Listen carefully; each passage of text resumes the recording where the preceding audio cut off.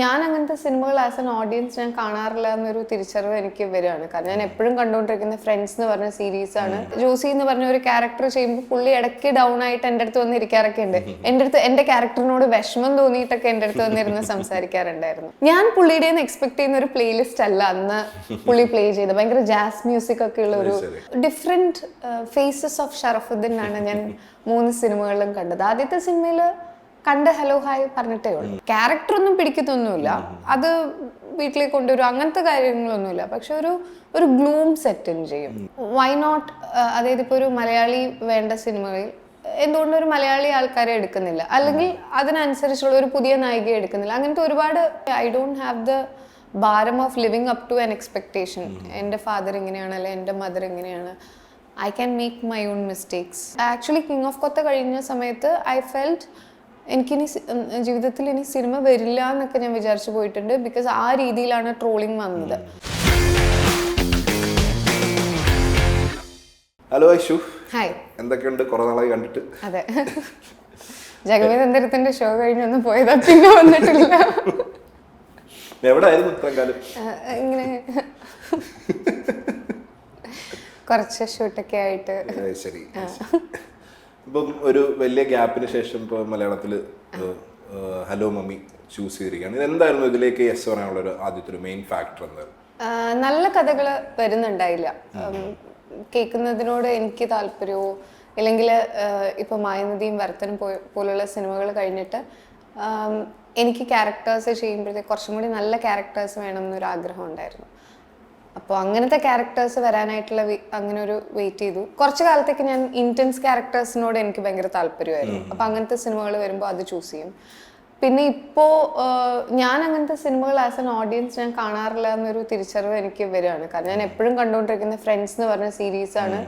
Daily repeat watch ആയിട്ട് അങ്ങനെ ഒരാളാണ് ഞാൻ. എനിക്ക് ലൈറ്റർ ആയിട്ടുള്ള കാര്യങ്ങൾ കാണാനാണ് താല്പര്യം. അങ്ങനെ മനസ്സിലൊരു തിരിച്ചറിവ് വരികയും ഹലോ മമ്മി വന്നപ്പോൾ ഞാൻ ഉദ്ദേശിച്ച പോലത്തെ ഒരു പടമായിരുന്നു. ലൈറ്ററാണ്, എന്നാൽ ക്യാരക്ടറിന് അത്യാവശ്യം പെർഫോം ചെയ്യാനുണ്ട്, ഇമോഷൻസ് ഉണ്ട്, എന്നാൽ സിറ്റുവേഷണൽ കോമഡിയുടെ ഭാഗമാണ് സിനിമയിൽ ഒരുപാട് സീൻസ്. എന്റെ കുറച്ച് നേർഡിയും എന്നാൽ ക്വർക്സ് ഉണ്ട്.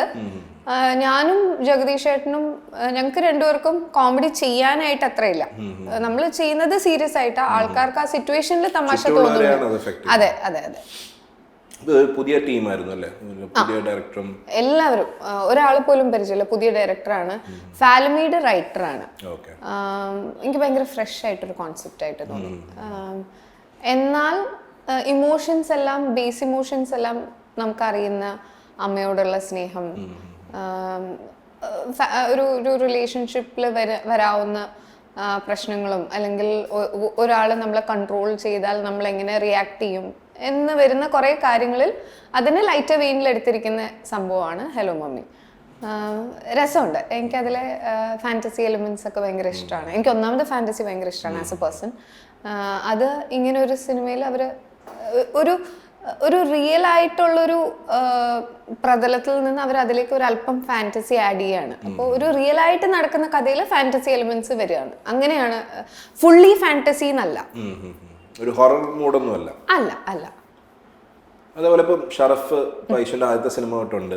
അന്ന് ഷറഫ് ഒരു കൂടുതലും കോമഡി റോൾസ് ആണ് ചെയ്യുന്നത്. പിന്നെ അടുത്ത ഘട്ടത്തിൽ വരുത്തനില് നിങ്ങൾക്കും രണ്ടുപേർക്കും ഒരു അടുത്ത ഫേസ് എന്ന് പറയുന്ന ഒരു സിനിമയായിരുന്നു വരുത്തൻ. അതില് വളരെ ക്രൂരനായ വില്ലനായിരുന്നു ഐഷുവിന്റെ. ഇപ്പോ ഐഷുവിന്റെ ഹീറോ ആയിട്ട് വരികയാണ്. ഷറഫും ഹീറോ ആയിട്ട് ട്രാൻസിഷൻ ചെയ്ത് കഴിഞ്ഞു ആ സമയം കൊണ്ട്.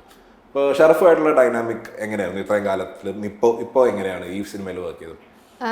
വരത്തനിലാണ് കുറച്ചും കൂടെ ഫ്രണ്ട്സ് ആവുന്നത്. വരത്തൻ്റെ ഷൂട്ടിംഗ് സെറ്റിൽ എൻ്റെ 3ാമത്തെ സിനിമ. അപ്പം എനിക്ക് ഒരുപാട് ക്വസ്റ്റ്യൻ മാർക്സ് ഉണ്ടായിരുന്ന സമയമാണ്. ഒരുപാട് സ്ട്രെസ്ഡ് ഔട്ട് ആയിരുന്നു ആ ഷൂട്ടിംഗ് ടൈമിൽ. അപ്പോൾ ഒക്കെ ഒരുപാട് സംസാരിക്കുന്ന ഒരാളല്ല, എന്നാലും വിത്ത് മിനിമൽ വേർഡ്സ് എന്നെ കംഫർട്ട് ചെയ്തിട്ടുള്ള ഒരു കോസ്റ്റാർ ആയിരുന്നു ഷറഫുക്ക. ആൻഡ് പ്ലസ് പുള്ളിയുടേതായ സ്ട്രെസ്സിലാണ് ആ ഒരു ക്യാരക്ടർ ചെയ്യുന്നതിൻ്റെയും. നമ്മൾ പലപ്പോഴും ജഡ്ജ് ചെയ്യരുത് എന്ന് പറഞ്ഞാലും അങ്ങനെ ഒരു ജോസി എന്ന് പറഞ്ഞ ഒരു ക്യാരക്ടർ ചെയ്യുമ്പോൾ പുള്ളി ഇടയ്ക്ക് ഡൗൺ ആയിട്ട് എൻ്റെ അടുത്ത് വന്ന് ഇരിക്കാറൊക്കെ ഉണ്ട്. എൻ്റെ ക്യാരക്ടറിനോട് വിഷമം തോന്നിയിട്ടൊക്കെ എൻ്റെ അടുത്ത് വന്നിരുന്ന് സംസാരിക്കാറുണ്ടായിരുന്നു. അപ്പോൾ അന്ന് എനിക്ക് തോന്നുന്നു പാക്കപ്പിൻ്റെ അന്ന് കൊച്ചിയിലേക്ക് വരുമ്പോൾ ഞാൻ ഒക്കെ അടുത്ത് ചോദിച്ചിട്ടുണ്ടായിരുന്നു, ഞാനും കൂടെ വന്നോട്ടെ, ഇച്ചിരി ഡിസ്റ്റർബ്ഡ് ആയിരുന്നു. അപ്പോൾ ഒരുമിച്ച് വന്നോട്ടെ എന്നുള്ള രീതിയിൽ ചോദിച്ചു. അങ്ങനെ പുള്ളിയുടെ കൂടെ ഡ്രൈവ് ചെയ്ത് ഇവിടെ വരുമ്പോഴാണ് ഞാൻ ഇതുവരെ മനസ്സിലാക്കിയെന്ന് ഭയങ്കര ഡിഫറെൻ്റ് ആയിട്ടുള്ള ആളും, ഞാൻ പുള്ളിയുടെ നിന്ന് എക്സ്പെക്ട് ചെയ്യുന്ന ഒരു പ്ലേലിസ്റ്റ് അല്ല അന്ന് പുള്ളി പ്ലേ ചെയ്ത്. ഭയങ്കര ജാസ് മ്യൂസിക് ഒക്കെ ഉള്ള ഒരു, അത് പഴയ മലയാളം പാട്ടുകൾ, മുഹമ്മദ് റഫിയുടെ പാട്ടുകൾ, ഇതൊക്കെയായിരുന്നു പുള്ളിയുടെ പ്ലേലിസ്റ്റിൽ ഉണ്ടായിരുന്നത്. പിന്നെ ഒരുപാട് എന്നെ കുറേ കാര്യങ്ങൾ എനിക്ക് പറഞ്ഞു തന്നിരുന്നു അന്ന് വരുമ്പോൾ. ഡിപ്ലോമസി കീപ്പ് ചെയ്യാം, കുഴപ്പമില്ല, ബാറ്റിൽസ് ചൂസ് ചെയ്യണം സിനിമയിൽ, ഇതുകൊണ്ട് അത്യാവശ്യം ഉണ്ടോ എന്നുള്ളത് നോക്കിയിട്ട് ഇമോഷണൽ ഔട്ട് ബേസ്റ്റ് ഒക്കെ വരികയാണെങ്കിൽ അങ്ങനെ ചെക്ക് ചെയ്യണം. പിന്നെ എനിക്ക് യൂസ്ഫുൾ ആയിട്ടുള്ള ഒരുപാട് കാര്യങ്ങൾ ആ ഒരു കോണ്ടെക്സ്റ്റിൽ എനിക്ക് യൂസ്ഫുൾ ആയിട്ടുള്ള ഒരുപാട് കാര്യങ്ങൾ പറഞ്ഞു തന്നിരുന്നു. ഈ സെറ്റിലേക്ക് വരുമ്പോൾ എൻറ്റയർലി ഡിഫറെൻ്റ് ആണ്. പുള്ളിയും ഞാനും അതെ, നമ്മൾ ബാക്ക് ടു ബാക്ക് സിനിമകൾ ചെയ്തുകൊണ്ടിരിക്കുന്ന സമയത്താണ് ഇതിൽ എനിക്കൊരു ഗ്യാപ്പ് ഉണ്ടായിരുന്നു. ആ ഇടയ്ക്ക് പുള്ളി വേറെ സെറ്റിൽ നിന്നൊക്കെ ഓടി വരുന്നത്. ഇപ്പോൾ നമ്മുടെ ലൈഫിലെ പ്രശ്നങ്ങൾ വേറെയായി. ഇപ്പോൾ ലുക്ക് എങ്ങനെ മെയിൻറ്റെയിൻ ചെയ്യണം സിനിമയിൽ, നമുക്ക് ഡിപ്ലോമസിയും പരിപാടിയൊന്നുമല്ല, അതൊക്കെ സെറ്റ്, അതൊക്കെ കഴിഞ്ഞു, ആ ഫേസ് കഴിഞ്ഞു. ഈ സിനിമയിലെ നമ്മൾ എങ്ങനെയാണിത് പ്രസൻറ്റ് ചെയ്യേണ്ടത്, ഒരു രസമുള്ള എക്സ്പീരിയൻസ് ആയിരുന്നു. ഇവർ കോമഡി എനിക്ക് കോമഡി ചെയ്യാൻ അറിയില്ല. അപ്പോൾ ഒരുപാട് നല്ല ആക്ടേഴ്സ് അവർ ഭയങ്കര സ്ട്രോങ് ആയിട്ടുള്ളൊരു കാര്യം അവരെങ്ങനെയാണ് ചെയ്യുന്നത് എന്ന് കണ്ടുപിടിക്കാനൊക്കെ പറ്റി, ഒബ്സർവ് ചെയ്യാൻ പറ്റി. ആക്ച്വലി ഇവർ കോമഡി എഴുതിയിരിക്കുന്നത് പോലെ പെർഫോം ചെയ്യലല്ല എന്നുള്ളത് മനസ്സിലായി.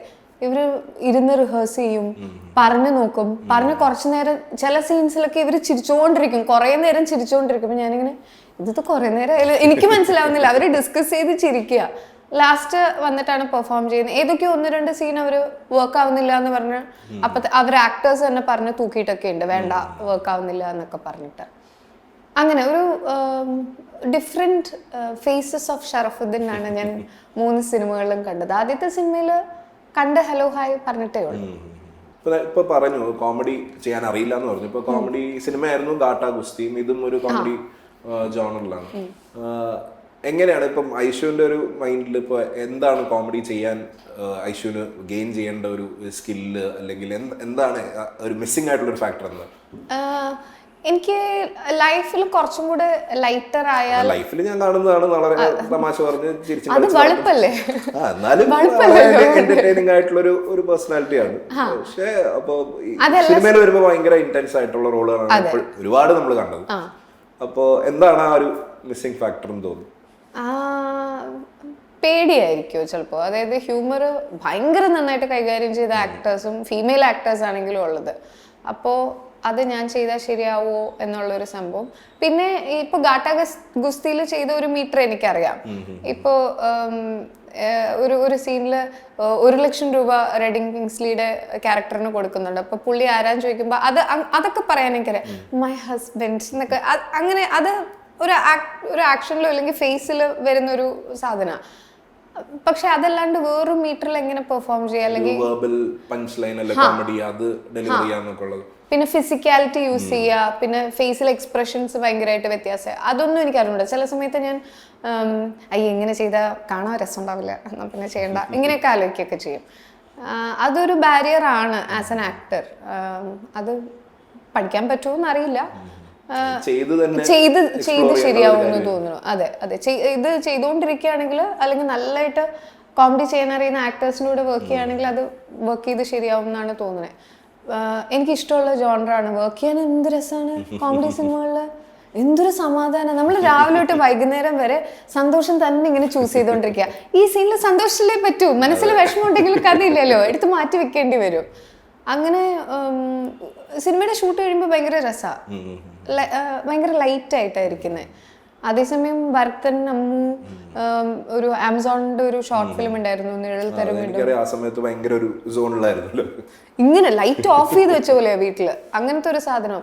ഞാൻ വിചാരിച്ചത് നമ്മൾ അങ്ങനത്തെ സിനിമകൾ ചെയ്യുമ്പോൾ ഇത് അഫക്റ്റ് ചെയ്യില്ല, ക്യാരക്ടറിലേക്കൊന്നും പെടുന്നില്ല, ക്യാരക്ടറൊന്നും പിടിക്കത്തൊന്നുമില്ല, അത് വീട്ടിലേക്ക് കൊണ്ടുവരും, അങ്ങനത്തെ കാര്യങ്ങളൊന്നുമില്ല. പക്ഷെ ഒരു ഗ്ലൂം സെറ്റ് ചെയ്യും. അതുകൊണ്ട് അത് തൽക്കാലം ഒരു കോൺഷ്യസ്ലി അങ്ങനത്തെ സാധനങ്ങൾ വേണ്ട എന്നുള്ള ഡിസിഷനിലാണ്. ഇത് നേരത്തെ റോഷനോട് വന്നപ്പോൾ റോഷൻ്റെ അടുത്തും ചോദിച്ചാണ്. ഇപ്പൊ നമ്മുടെ ഒരു 80s 90s ഒരു സിനിമ സെറ്റപ്പ് എന്ന് പറഞ്ഞാൽ സ്ക്രിപ്റ്റുകളില്ല, കഥയുടെ എന്തെങ്കിലും ഒരു ഐഡിയ മാത്രമേ ആക്ടേഴ്സിന് അറിയുണ്ടാവുള്ളൂ. അവർ അപ്പോൾ സെറ്റുകളിൽ ഇരുന്നാണ് സീനുകൾ ഉണ്ടായിക്കൊണ്ടിരുന്നത്. എല്ലാവരും എല്ലാ സിനിമയിലും ഉണ്ടായിരുന്നു. എന്നാൽ നമ്മൾ ഇന്ന് കാണുമ്പോൾ എല്ലാ സിനിമയിലും ഗംഭീര പെർഫോമൻസസ് ആണ് എല്ലാവരുടെയും. പക്ഷെ എനിക്ക് തോന്നുന്നൊരു 2000s ഒക്കെ കഴിഞ്ഞിട്ട് ആൾക്കാർക്ക് കുറെ കൂടെ ഒരു സ്പേസ് വന്നു. അത്രയും സിനിമകൾ ഒരുമിച്ച് ചെയ്യുന്ന ഒരു സ്പേസ് മാറി.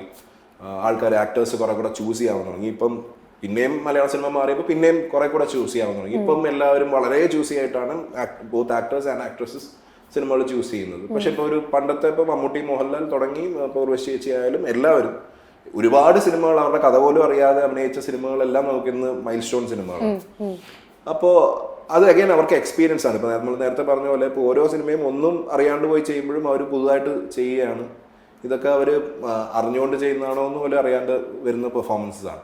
അപ്പോൾ അങ്ങനെ ഉള്ളൊരു പ്രോസസ്സ് ഉണ്ടാവാം ഒരു ആക്ടറിന്. അതല്ല ഇപ്പോൾ ഫോളോ ചെയ്യുന്ന പോലെ ഒരു ചൂസി ആയിട്ട് നമ്മൾ തിരഞ്ഞെടുത്ത് വളരെ ടൈം സ്പെൻഡ് ചെയ്ത് സ്ക്രിപ്റ്റിൽ വർക്ക് ചെയ്ത് ചൂസ് ചെയ്യുന്ന ഒരു രീതി ഉണ്ടാവാം.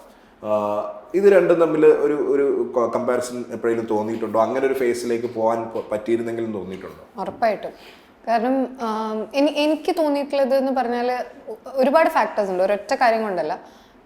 സിനിമ എന്നുള്ളത് ബിസിനസ് എന്നുള്ള രീതിയിൽ ഒരു ഓൾമോസ്റ്റ് കോർപ്പറേറ്റ് ലെവലിൽ, മലയാള സിനിമയാണ് ഫുള്ളി കോർപ്പറേറ്റ് ആവാത്തത്, എന്നാലും ഓൾമോസ്റ്റ് കോർപ്പറേറ്റ് ലെവലിലുള്ള കാര്യങ്ങൾ വന്നു. അപ്പോൾ ക്രിയേറ്റീവ് മൈൻഡ് സ്പേസിലല്ലാത്തവരും അല്ലെങ്കിൽ അത്രയും ക്രിയേറ്റീവ് അല്ലാത്തവരും സിനിമയുടെ കാര്യത്തിൽ അഭിപ്രായങ്ങളും അവരുടെ ഡിമാൻഡ്സും വെക്കാൻ തുടങ്ങി. ഫോർമുല ഫിലിംസ് എന്ന് പറയുന്ന കാര്യങ്ങൾ വരാൻ തുടങ്ങി. ആൾക്കാർക്ക് അവരുടെ മാർക്കറ്റിനനുസരിച്ചുള്ള സ്ക്രിപ്റ്റ് ചൂസ് ചെയ്യേണ്ടി വരുന്നുണ്ട്.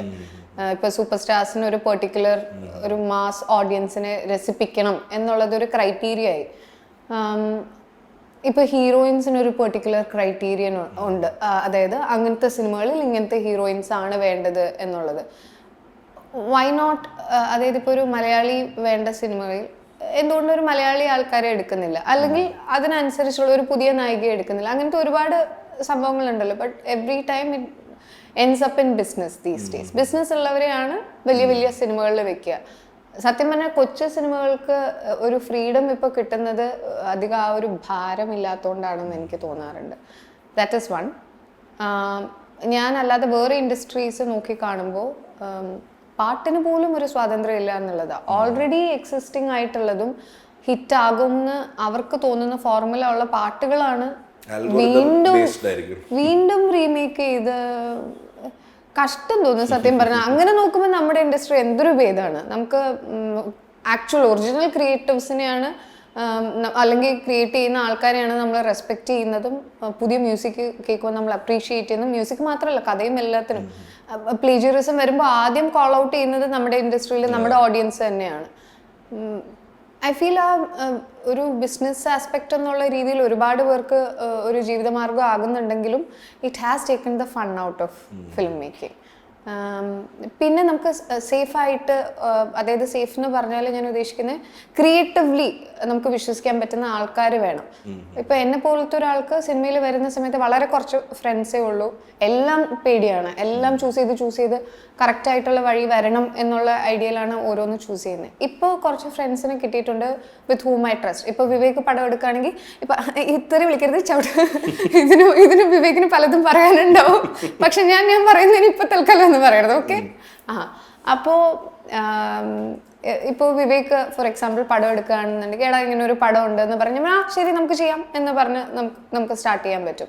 ഇപ്പോൾ രതീന എന്ന് പറഞ്ഞ എൻ്റെ ഫ്രണ്ട് ഉണ്ട്, സ്റ്റെഫി ഉണ്ട്, ഗൗതം ഉണ്ട്. ഇങ്ങനെയുള്ള നമ്മുടെ ഫ്രണ്ട്സ് ഗ്രൂപ്പിലുള്ള ആൾക്കാർ പറയുമ്പോൾ എന്തുകൊണ്ടോ അവരോടുള്ള ഒരു സ്നേഹവും വിശ്വാസവും ആസ് എ ഫിലിം മേക്കർ അവരുടെ അടുത്തുള്ള വിശ്വാസവും ഒരു ഫാക്ടർ ആവുന്നുണ്ട്. അത് സത്യമാണ്. വിച്ച് ഇസ് വൈ ഒരു ഡയറക്ടർ ആക്ടർ കൂട്ടുകെട്ടുകളിൽ ഒരുപാട് സിനിമകൾ വരുന്നത്. ഇപ്പം നമ്മുടെ ഇൻഹിബിഷൻസ് നമുക്ക് ക്ലിയർ ആയിട്ട് കമ്മ്യൂണിക്കേറ്റ് ചെയ്യാൻ പറ്റും, ഇല്ലെങ്കിൽ ആഗ്രഹങ്ങൾ ക്ലിയർ ആയിട്ട് കമ്മ്യൂണിക്കേറ്റ് ചെയ്യാൻ പറ്റും. ആ ഒരു സംഭവം കൊണ്ട് അത് വരുന്നുണ്ട്. Which you can't deny. അത് എന്താണ്, ദാറ്റ് ഈസ് എ ഫാക്ട്. അതങ്ങനെ തന്നെ വരുള്ളൂ എന്ന് തോന്നുന്നു. ഇങ്ങനെയുള്ള കുറച്ച് കൂട്ടുകെട്ടുകൾ ഫോം ആയാൽ തന്നെ നല്ല നല്ല പ്രോജക്ട്സ് വരും. അത്രയും ഒരുപാട് ബ്രില്യൻ മൈൻഡ്സ് ഒരുമിച്ച് കൂടിയാൽ, അതായത് ഇപ്പം ഞാൻ പറയുന്നത് ഞാൻ ബ്രില്യൻ്റ് ആണെന്നോ നിങ്ങൾ ബ്രില്യൻ്റ് ആണെന്നോ അല്ല, നമ്മളൊരു ക്രിയേറ്റീവ് കൊളാബറേഷൻ എല്ലാവരുടെ സൈഡിൽ നിന്നും ഉണ്ടാവുമ്പോൾ, ഫ്രീ ആയിട്ട് സംസാരിക്കാൻ പറ്റുമ്പോൾ, ഒരു സ്ക്രിപ്റ്റിൻ്റെ പ്രശ്നങ്ങൾ ഈസി ആയിട്ട് ഡിസ്കസ് ചെയ്യാൻ പറ്റുമ്പോൾ there is more growth in that cinema. അങ്ങനെ അതിനോട് കണക്ട് ചെയ്ത് തന്നെ ഇപ്പോൾ ഇപ്പം ഞാൻ പറഞ്ഞ പോലെ ഇപ്പം നമ്പർ ഓഫ് ഫിലിംസ് ഇപ്പൊ എല്ലാവരുടെയും നമ്പർ ഓഫ് ഫിലിംസ് വളരെയധികം കുറഞ്ഞു. ഒരു ആക്ടർ ചെയ്യുന്നു ഇപ്പൊ അവർ പണ്ട് എല്ലാവരും 30-40 സിനിമകൾ ഒരു വർഷം ചെയ്തുകൊണ്ടിരുന്നതിൽ അവര് തന്നെ ഇപ്പൊ 1-2 സിനിമകളാണ് ചെയ്തത്. ഇപ്പൊ നമ്മുടെ യങ് ആക്ടേഴ്സ് പോലും എല്ലാവരും വളരെ ചൂസി ആയിട്ട് 1-2 സിനിമകൾ. പക്ഷെ കൂടുതൽ നമ്പർ ഓഫ് ഫിലിംസ് ചെയ്യുന്നത് നല്ലതാണോ, അതോ what is your take on it?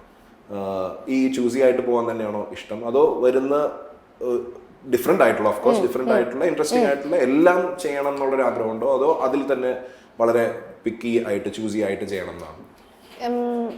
എനിക്ക് ഇപ്പോൾ ആസ് എൻ ആക്ടർ എനിക്ക് കുറച്ച് കോൺഫിഡൻസ് വന്നിട്ടുണ്ട്. അതുകൊണ്ട് തന്നെ എല്ലാ ജോണറും ചെയ്യാൻ, അല്ലെങ്കിൽ പണ്ടത്തെ പോലെ നമ്മുടെ സ്ട്രെങ്ത്തിനനുസരിച്ച് പ്ലേ ചെയ്യണം എന്നുള്ള കാര്യം വിട്ടു അല്പം. ഇപ്പൊ കോമഡി ചെയ്യണമെന്നുണ്ട്, ഇപ്പൊ ഒരു സിനിമയിൽ ഡാൻസ് ഉണ്ട്, ആ ഡാൻസ് ഇപ്പൊ എന്നെ പേടിപ്പെടുത്തുന്നില്ല. ഇങ്ങനെ ഒരു ഡാൻസ് ഉണ്ട് എന്നുള്ള വിഷയം പേടിപ്പെടുത്തുന്ന, I feel like I can work towards it എന്നുള്ള സംഭവം. മറ്റേത് സിനിമ നല്ലതാണെങ്കിലും ഡാൻസ് നമ്പർ വേണമെന്ന് പറയുമ്പോൾ ഞാൻ അത് പറ്റൂല എന്നൊക്കെ പറയും. കാരണം എനിക്ക് അതിനുള്ള കഴിവില്ല, പറ്റില്ല എന്ന് പറയും. As an actor I feel നല്ല സ്ക്രീൻ പ്ലേ ആണെന്ന് തോന്നുകയാണെങ്കിൽ വെറൈറ്റി ഓഫ് ജോണേഴ്സ് ട്രൈ ചെയ്യണം. ഒരു സിനിമയുടെ എല്ലാം നമ്മളെ അഫക്റ്റ് ചെയ്യും, അതായത് ജയവും തോൽവിയും നമ്മൾ അഫക്റ്റ് ചെയ്യും. ബട്ട് നമ്മൾ ഓഡിയൻസിനെയും കൂടെ കൺസിഡർ ചെയ്യണ്ടേ, അവർക്ക് കൊടുക്കേണ്ട മെറ്റീരിയലും കുറച്ചും കൂടെ വെറൈറ്റി ആയിട്ടുള്ള സംഭവം നമ്മുടെ സൈഡിൽ നിന്ന് വരണം എന്നുള്ളത് ഇസ് വാട്ട് ഐ തിങ്ക്. ഞാൻ ഈ സ്റ്റേറ്റിൽ പക്ഷെ എത്താൻ കുറച്ച് സമയം എടുത്തു. 7 വർഷം കഴിഞ്ഞിട്ടാണ് എനിക്ക് ഒരു കോൺഫിഡൻസ് കിട്ടുന്നത്, കുഴപ്പമില്ല ട്രൈ ചെയ്യാം എന്നുള്ളത്. ഇഫ് യു ആസ്ക് മീ, മൈനതി കഴിഞ്ഞിരിക്കുന്ന സമയത്ത് എനിക്കറിഞ്ഞൂടാ, ഞാൻ വായിച്ച് ആലോചിച്ച് ഒരുപാട് ആലോചിച്ചിട്ട് ഇപ്പൊ കുറച്ചും കൂടെ ബ്രേവാണ് ആ കാര്യത്തിൽ. നേരത്തെ ബിസിനസിന്റെ സംഭവം പറഞ്ഞത്, അതൊരു ആക്ടറിനും ഫിലിം മേക്കേഴ്സിനും, അതായത് ഡയറക്ടറിനും പ്രൊഡ്യൂസേഴ്സിനും ഒക്കെ ഒരു കൺസ്ട്രെയിൻഡ് ഉള്ള സാധനമാണ്. കാരണം അത്രയും ബിസിനസ് സെക്യൂർ ആക്കുന്ന പ്രോജക്ട്സിനാണ്, അല്ലെങ്കിൽ സെക്യൂർ ആക്കുന്ന പ്രതീക്ഷയുള്ള പ്രോജക്ട്സ് ആണ് ഗ്രീൻലിറ്റ് ആവുന്നത്. വിച്ച് ഈസ് എന്താണ് പറയുന്ന ഒരു ഹേർഡിൽ നമുക്ക് ആക്ടേഴ്സിൻ്റെ അടുത്ത് എത്തണമെങ്കിൽ പോലും ഇപ്പോൾ ബുദ്ധിമുട്ടാണ്. വലിയൊരു ആക്ടറിൻ്റെ അടുത്ത് എത്തണേ, അവരുടെ അടുത്തൊരു ലൈറ്റർ ചെറിയൊരു സബ്ജക്റ്റ് പറയണം, അതാണല്ലോ ചെറിയ സബ്ജക്റ്റ് പറയണമെങ്കിലൊക്കെ ഭയങ്കര ബുദ്ധിമുട്ടാണ്. അതിന് ബേസിക്കലി പ്രൊഡ്യൂസേഴ്സും ഒരു ആക്ടറും വില്ലിങ് ആവണം എന്ന് എനിക്ക് തോന്നിയിട്ടുണ്ട്. ഇപ്പോൾ വലിയ ആക്ടേഴ്സിൻ്റെ കാര്യം പറയുമ്പോൾ ചില സബ്ജക്ട്സ് നമുക്ക് ഇഷ്ടപ്പെടുകയാണെങ്കിൽ ചെറുതാണെങ്കിലും അവർ ചെയ്യണം. കാരണം അവർക്കേ ആ ഒരു സ്റ്റെപ്പ് എടുക്കാൻ പറ്റൂ. ഇപ്പം എന്നെ പോലുള്ള ഒരു ആക്ടർ അങ്ങനത്തെ ഒരു സ്റ്റെപ്പ് എടുത്താൽ വലിയ മാറ്റങ്ങൾ വരില്ല. വെൻ സൂപ്പർ സ്റ്റാർസ് ഡസ് ചെറിയ കുഞ്ഞ് പടങ്ങൾ, ബിക്കോസ് ഇപ്പോൾ ഒരു 96 കുഞ്ഞു പടമാണെന്നല്ല ഞാൻ പറയുന്നത്, പക്ഷെ അതിൻ്റെ തോട്ട് ചെറുതാണ്. ഒരു റീയൂണിയന് വരുന്ന 2 പേരെന്നുള്ളത്, അതൊരു വലിയ super star Vijay Sethupathi is A huge star. I am saying ഇപ്പോൾ ലാലേട്ടനെ പോലത്തെ ഒരാൾ ചെയ്താലും നമ്മളത് കണ്ടിരിക്കും. നമുക്ക് ലാലേട്ടനെ അങ്ങനെ കാണാനും ഇഷ്ടമാണ്. അങ്ങനത്തെ സംഭവങ്ങളും വരണം. അങ്ങനത്തെ ഹാർട്ട് ടച്ചിങ് ആയിട്ടുള്ള സ്റ്റോറീസും മാസ് മൂവീസും മാത്രമല്ലാണ്ട് ചെയ്യണം. അവർ ചെയ്യുന്നില്ല എന്നും അല്ല ഞാൻ പറയുന്നത്. ഐ എം ട്രൈങ് ടു കൂടുതൽ ചെയ്യണം. It should also be welcomed എന്നാണ് പറയുന്നത്. ഐഷു വന്നത് നേരത്തെ ഇതിനെപ്പറ്റി സൂചിപ്പിച്ചു, പക്ഷെ ഒരു സപ്പോർട്ട് സിസ്റ്റം ഇല്ലാണ്ടാണ് വന്നത്. ഇപ്പോഴും എനിക്ക് തോന്നുന്നു അങ്ങനെ ഭയങ്കര ഒരു സപ്പോർട്ട് സിസ്റ്റം, ഒരു പ്രത്യേക ക്യാമ്പുകളിലോ ഒന്നും ഒരു ഭാഗമൊന്നുമില്ല. ഐഷു എല്ലാവരുടെ കൂടെയും വർക്ക് ചെയ്യുന്നുണ്ട്, പല ഇൻഡസ്ട്രീസ് നാവിഗേറ്റ് ചെയ്യുന്നുണ്ട്. ഇതെല്ലാം ഒറ്റയ്ക്കാണ് മാനേജ് ചെയ്യുന്നത്. ഇത് എത്രത്തോളം ഒരു ഡിഫിക്കൽട്ട് പ്രോസസ്സാണ്? അത്യാവശ്യം, പക്ഷെ അതിന് അതിൻ്റെതായ ഫ്രീഡം ഉണ്ട്. ഞാൻ ഇന്ന് നമ്മൾ ഡിസ്കസ് ചെയ്തു, നമ്മൾ ഫോണിൽ ഡിസ്കസ് ചെയ്ത പോലെ, എനിക്ക് ഐ ഡോണ്ട് ഹാവ് ദ ഭാരം of living up to an expectation. എൻ്റെ ഫാദർ ഇങ്ങനെയാണ്, അല്ലെ എൻ്റെ മദർ ഇങ്ങനെയാണ്. I can make my own mistakes. ആ സംഭവം ഉണ്ട്. പക്ഷേ ഇറ്റ് ഈസ് പ്രിറ്റി ഡിഫിക്കൾട്ട്. എനിക്കിപ്പോൾ മലയാള സിനിമയിൽ ആദ്യം വന്ന കുറച്ച് സിനിമകൾ നന്നായിട്ട് പോയത് കാരണം ഒരു സ്വീകാര്യതയുണ്ട് ആൾക്കാരുടെ ഇടയിൽ. ആ സ്വീകാര്യത വെച്ചാണ് നമ്മൾ മാനേജ് ചെയ്ത് ഇപ്പോഴും പോകുന്നത്. ആൻഡ് ദെൻ ഏജൻസീസ് ഉണ്ടല്ലോ, അപ്പോൾ അത് കാരണം ഞാനിപ്പോൾ ഒരു ഏജൻസി ജോയിൻ ചെയ്തു, ഒരു വിഷൻ വെച്ചു, ഇങ്ങനെയാണ് എനിക്ക് വേണ്ടത്, അതിനുവേണ്ടി അവർ വർക്ക് ചെയ്യും. സോ നമ്മളെ കൊണ്ട് പറ്റുന്നത്, നമുക്ക് കറക്റ്റ് ആണെന്ന് തോന്നുന്ന കാര്യങ്ങൾ നമുക്ക് കൺട്രോൾ ചെയ്യാൻ തോന്നും. ഇപ്പോൾ പറ്റുന്നത് ആക്ടിങ് നമുക്ക് കൺട്രോൾ ചെയ്യാൻ പറ്റും. ഐ കാണ്ട് ഇപ്പോൾ ഒരാളെ എന്നെ റെക്കമെൻഡ് ചെയ്യാനായിട്ട് അങ്ങനെ ആരുമില്ല. ഒരു സിനിമയ്ക്ക് വേണ്ടി ഐശ്വര്യ ലക്ഷ്മി എടുക്കൂന്ന് പറയാൻ ആരുമില്ല. So that has to come from merit. അല്ലെങ്കിൽ ഒരു ഡയറക്ടർ ഒരു സിനിമ കണ്ടിട്ട് ഇവർ നന്നായിട്ട് ചെയ്തു എന്ന് തോന്നുന്നിടത്തേ പറ്റുള്ളൂ. ഐഷു സീക്ക് ഔട്ട് ചെയ്യാറുണ്ടോ? ആൾക്കാരെ വർക്ക് കണ്ട് ഇഷ്ടപ്പെട്ട അവരെ വിളിക്കുകയും അതെ അതെ അതെ നമുക്ക് വർക്ക് ചെയ്താൽ കൊള്ളാമെന്നുണ്ട് ഉറപ്പായിട്ടും പറയാറുണ്ട്. പണ്ട് എനിക്ക് അതിന് ഭയങ്കര ചമ്മലായിരുന്നു. ഐ യൂസ് ടു തിങ്ക് അങ്ങനെ വിളിച്ചാൽ I am inviting some sort of danger എന്നുള്ളൊരു തോട്ട് ഉണ്ടായിരുന്നു. പ്ലസ് ഒരു നാണക്കേടുണ്ടായിരുന്നു. മോശമല്ലേ? കാരണം പലപ്പോഴും പല ഡയറക്ടേഴ്സും ഈ ആക്ടർ എന്നെ വിളിച്ചിരുന്നു, ചാൻസ് ചോദിച്ചു വിളിച്ചിരുന്നു എന്നുള്ളത് ഒരു മോശം ലൈറ്റിൽ പറഞ്ഞിട്ടുള്ള ആൾക്കാർ ഞാൻ കണ്ടിട്ടുണ്ട്. അപ്പോൾ I don't want to be in that position അങ്ങനെ പറയുന്നത്. അത് കാരണം ഒരു സിനിമയിൽ ഒരു 5 വർഷത്തോളം ഞാനത് ചെയ്തിട്ടില്ല. ആൻഡ് ദെൻ ഒരു സമയത്ത് ആക്ച്വലി കിങ് ഓഫ് കൊത്ത കഴിഞ്ഞ സമയത്ത് ഐ ഫെൽറ്റ് എനിക്കിനി ജീവിതത്തിൽ ഇനി സിനിമ വരില്ല എന്നൊക്കെ ഞാൻ വിചാരിച്ചു പോയിട്ടുണ്ട്. ബിക്കോസ് ആ രീതിയിലാണ് ട്രോളിങ് വന്നത്. അപ്പോൾ എൻ്റെ കരിയറിനെ എഫക്റ്റ് ചെയ്യും എന്നുള്ള സമയത്ത് എനിക്ക് വന്നിരുന്ന സിനിമകളും അപ്പോൾ ഞാൻ സെൻട്രൽ ക്യാരക്ടറായിട്ട് വന്ന അത് നല്ലതായിരുന്നു എന്നുണ്ടെങ്കിൽ ഞാൻ എടുത്തേനെ. ഓഫ് കോഴ്സ് പൂങ്കുഴലി അങ്ങനത്തെ ക്യാരക്ടേഴ്സും ചെയ്തിരുന്നു. പക്ഷെ എനിക്കത് ഞാനുണ്ടെങ്കിലും ഞാൻ ഇല്ലെങ്കിലും ആ സിനിമയിൽ വലിയ വ്യത്യാസമില്ല. അപ്പം അങ്ങനത്തെ ക്യാരക്ടേഴ്സിന് വിളി കൂടുതൽ വരാൻ തുടങ്ങി. അപ്പം എനിക്ക് ചെറിയൊരു ടെൻഷനായി. എന്നിട്ട് ഞാൻ എനിക്കിഷ്ടമുള്ള ഡയറക്ടേഴ്സിനെ സീക്ക് ഔട്ട് ചെയ്ത് സംസാരിച്ചിരുന്നു. എനിക്ക് താല്പര്യമുണ്ട് വർക്ക് ചെയ്യാൻ. എന്തെങ്കിലും ക്യാരക്ടേഴ്സ് ഞാൻ നല്ലതുണ്ടെങ്കിൽ ഞാൻ അതിന് ആപ്റ്റ് ആണെങ്കിൽ എന്നെ വിളിക്കണം, പ്ലീസ് ഡു കൺസിഡർ. എനിക്ക് ഓണത്തിനും വിഷുവിനും ദീപാവലിക്കും ഒന്നും മെസ്സേജ് അയക്കാൻ പറ്റത്തില്ല. I am not such a person. ഇപ്പോൾ സിനിമ കണ്ട് ഇഷ്ടപ്പെട്ടാൽ ഞാൻ വിളിക്കും. ഞാൻ ക്രിസ്റ്റോനെ വിളിച്ചിരുന്നു, ഉള്ളൊഴുക്ക് കണ്ടതിന് ശേഷം വിളിച്ചിരുന്നു. കാരണം ഉള്ളൊഴുക്ക് എനിക്ക് ഭയങ്കര ഹെവി ആയിട്ട് തോന്നിയൊരു സിനിമയാണ്. ഞാൻ അതിൻ്റെ ഒരു ഹോണ്ടിങ് സാധനം ഉണ്ടായിരുന്നു സിനിമ. അതിൻ്റെ മ്യൂസിക് ആണെങ്കിലും ക്യാമറ ആണെങ്കിലും എല്ലാം കൊണ്ടും ആ സിനിമ ഭയങ്കരമായിട്ട് ഭയങ്കരമായിട്ട് അഫക്റ്റ് ചെയ്തിരുന്നു. അപ്പം ഞാൻ ക്രിസ്റ്റോനെ വിളിച്ചു, മഹേഷ് ഏട്ടനോട് ഞാൻ പറഞ്ഞിട്ടുണ്ട്, മണി സാറിനോട് തന്നെ ഞാൻ പറഞ്ഞിട്ടുണ്ട്. അങ്ങനെ അല്ല അത് സാരല്ല, ഇനിയും വിളിച്ചോട്ടെ. അവിടുന്ന് എത്ര വിളി വന്നാലും ഞാൻ ഹാപ്പിയാണ്.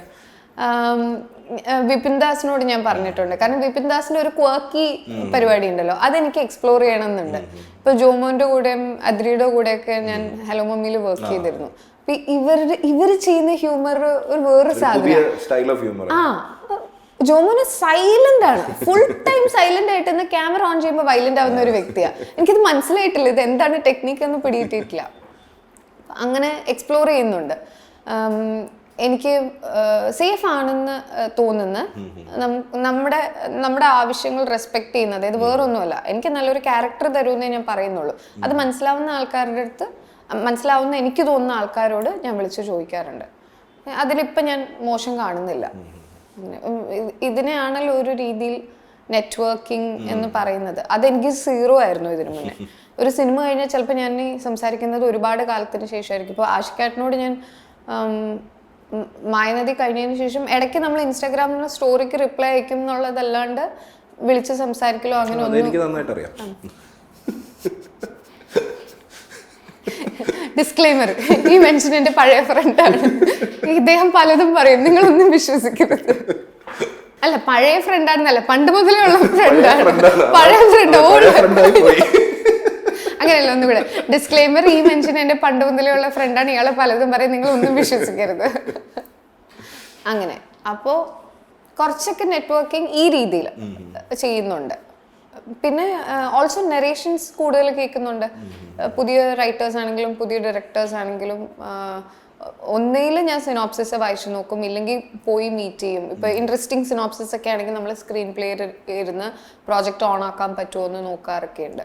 അങ്ങനെയുള്ള കാര്യങ്ങൾ നമ്മളെ കൊണ്ട് ചെയ്യാൻ പറ്റുന്ന കാര്യങ്ങൾ ആ ഒരു സൈഡിൽ കൂടെ തുടങ്ങിയിട്ടുണ്ട്. Because nobody else was understanding the film. എങ്ങനെ പറഞ്ഞു മനസ്സിലാക്കുക? ഒരു പ്രൊഡക്ഷൻ ഹൗസിനെ ഒന്നും. എൻ്റെ ഫ്രണ്ട്സിൻ്റെ കൂടെ ആക്ച്വലി ഫോട്ടോ എടുക്കുന്നത് വരെ കുറഞ്ഞു. കാരണം it seems very fake to me. If you non existent on social media, you basically non existent എന്നുള്ള പോലെ ആയിപ്പോവും. അവസാനം കമൽ സർ ആ സമയത്ത് വന്ന് സംസാരിച്ചു, എന്തോ ഒരു കാര്യം സംസാരിക്കാനായിട്ട് വന്നു. സർ അപ്പുറത്തുനിന്ന് കണ്ണൂരിട്ടാണ്, കാരണം പറഞ്ഞ കാര്യം ഞാൻ ചെയ്യുന്നില്ല, ഞാൻ ഇവിടെ നിന്ന് സംസാരിച്ചുകൊണ്ടിരിക്കുക. പക്ഷെ ഇത്രയും ഹൈപ്പിൽ വന്നതാണ്. അവരുദ്ദേശിക്കുന്ന എൻ്റർടൈൻമെൻറ്റ് വാല്യൂ സിനിമയിൽ നിന്ന് അവർക്ക് കിട്ടിയില്ല എന്നുണ്ടെങ്കിൽ they are making their own entertainment. എനിക്ക് ഒരു ഫിലിം സെറ്റിൽ ഒരു AD നമ്മൾ ഫസ്റ്റ് ഡേ ഓഫ് ഷൂട്ടിൻ്റെ സമയത്ത് രാജുവേട്ടാ എന്ന് വിളിച്ചിട്ട് പോയത് എനിക്ക് നല്ല ഓർമ്മയുണ്ട്. അപ്പം ഞാനിങ്ങനെ എന്നെ ഇരുത്തി പുകഴ്ത്താണല്ലോ.